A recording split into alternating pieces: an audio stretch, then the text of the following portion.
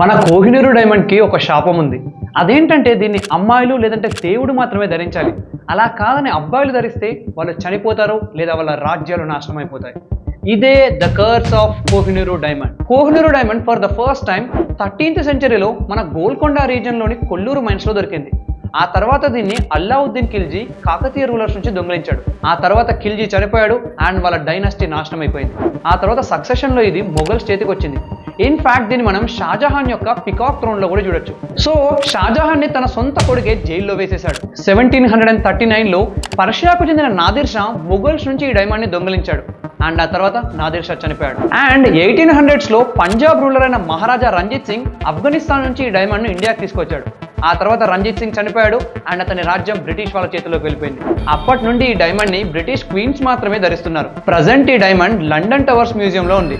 And ఈ diamond ని మాకే ఇచ్చేసేయాలని India, Pakistan and Afghanistan fight చేస్తున్నాయి. సో సమ్మరీ ఏంటంటే కోహినూరు డైమండ్ కి నిజంగానే ఈ శాపం ఉందని కొందరంటుంటే మరికొందరు మాత్రం ఇది జస్ట్ హిస్టారికల్ కోఇన్సిడెన్స్ అని అంటున్నారు.